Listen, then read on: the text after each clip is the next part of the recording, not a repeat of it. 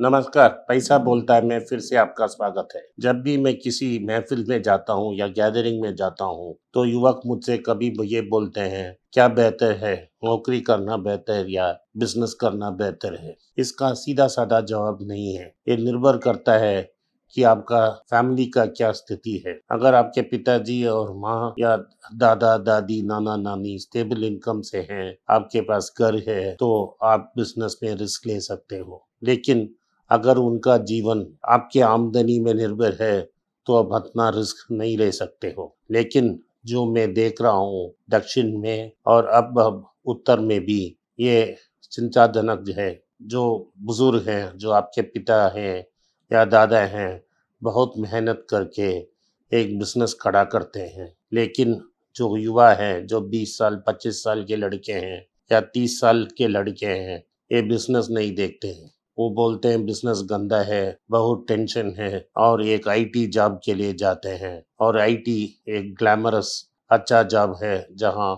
और लड़कियों और लड़कों के साथ मिलजुल कर काम कर सकते हैं। लेकिन आपको ये पता होना चाहिए आईटी शुरू-शुरू में बहुत ग्लैमरस होता है, लेकिन वो पिरामिड जैसा है। नीचे बेस बहुत बड़ा है और जब आप ऊपर जाते हो तो बेस नीचे होके एक सिंगल पॉइंट में आ जाता है। जैसे इंडियन आर्मी में बहुत लोग सेकंड लेफ्टिनेंट ज्वाइन करते हैं और प्रोग्रेस करके मेजर तक सब लोग आ जाते हैं।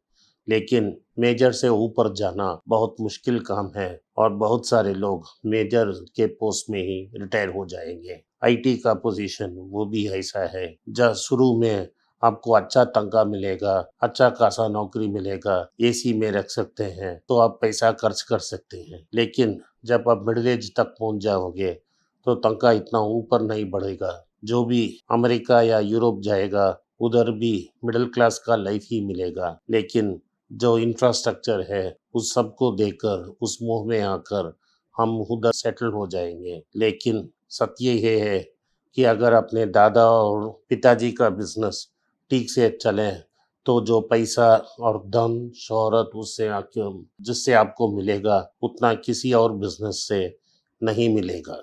लेकिन आज इंडिया बदल रहा है। क्या बिजनेस नहीं कर सकते हैं, वो आज बोल देता हूँ। इंडिया में ट्रेडिशनली बिजनेस ट्रेडिंग में होता था, डिस्ट्रीब्यूशन में होता था। मैन्युफैक्चरर से एक स्टॉकिस्ट से आता था माल, स्टॉकिस्ट से होल डिस्ट्रीब्यूटर जाता था और डिस्ट्रीब्यूटर से रिटेल में जाता था। लेकिन आज टेक्नोलॉजी ने ऐसा कर दिया कि अब डायरेक्टली कंपनी से कंज्यूमर तक पहुंच जाता है, तो डिस्ट्रीब्यूशन ट्रेड का मार्जिन बहुत कम हो गया है। और दूसरा रिस्क है जो डिस्ट्रीब्यूशन करते हैं, जो माल को होलसेल या रिटेल में बेचते हैं, उनका क्रेडिट भी पैसा भी फंस जाता है, क्योंकि समय में पैसा वापस नहीं आएगा और आपको बहुत क्रेडिट देना पड़ता है। आज की समय में जिस बिजनेस में आपको क्रेडिट देना है, उस बिजनेस को आपको नहीं करना चाहिए। वही करना है अगर आप 40-50 साल से उस बिजनेस में हो और आपका रिलेशनशिप सब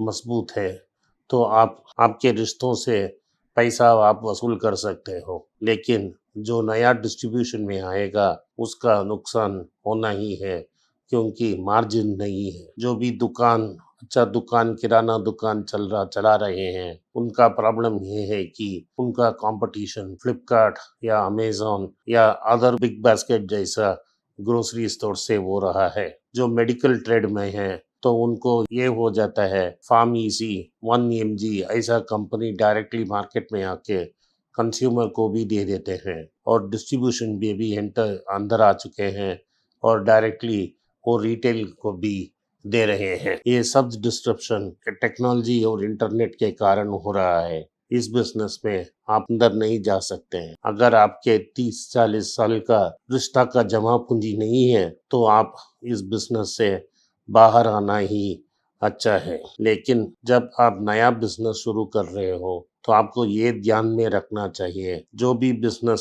सफल हुआ है अब तक, बड़ा बिजनेस, वो कोई इन्वेस्टमेंट से नहीं स्टार्ट होता है। बेस्ट बिजनेसेस, सबसे बेस्ट बेहतर बिजनेसेस जीरो इन्वेस्टमेंट यानी शून्य इन्वेस्टमेंट से होता है। इन्फोसिस नाम का कंपनी 8 लोगों मिलकर अपने दिमाग में लगकर शुरू किया हुआ बिजनेस आज इतना सक्सेसफुल हो गया। उनको सिर्फ इतना थोड़ा पैसा चाहिए था कंप्यूटर्स इंपोर्ट करने के लिए, रेस्ट का सबका इन्वेस्टमेंट वो जो आके इन्फोसिस इतना बड़ा बिजनेस हो गया है। तो अगर आपको सक्सेसफुल बिजनेस करना है तो ये मत सोचना कि मेरे पास पैसा नहीं है और मेरे पैसा ना होने के कारण ही मैं बिजनेस नहीं स्टार्ट कर पाऊंगा।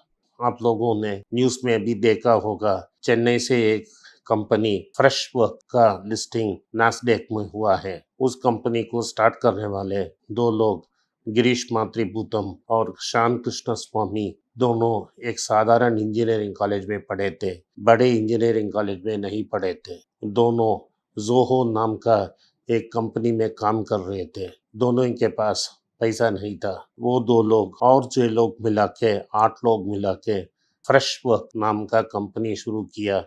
उसमें कस्टमर रिलेशनशिप मैनेजमेंट सॉफ्टवेयर का स्टार्ट किया और 6 महीने लगा स्टार्टअप में प्रोडक्ट रेडी करने के लिए और ऑस्ट्रेलिया में पहला कस्टमर उनको मिला। लोग उनको मजाक उड़ाया कि ये छोटा सा कंपनी है, प्रोडक्ट भी बेहतर नहीं है, आप सक्सेसफुल नहीं होगे। तो उन्होंने बोला, भाई साहब फ्रेश वर्क अभी स्टार्ट हुआ है, 6 महीने ही हुआ है, 10 साल के बाद बात करेंगे। आज 10 साल के बाद वो कंपनी को $1 बिलियन का कैपिटल मिला है।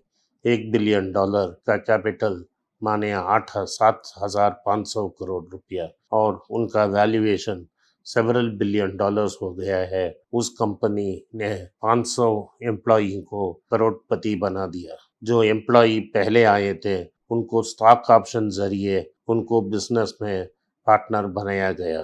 आपको याद रखना चाहिए कि एप्पल, माइक्रोसॉफ्ट, फेसबुक, HP ये सब बड़े कंपनी जीरो निवेश से ही स्टार्ट हुआ है।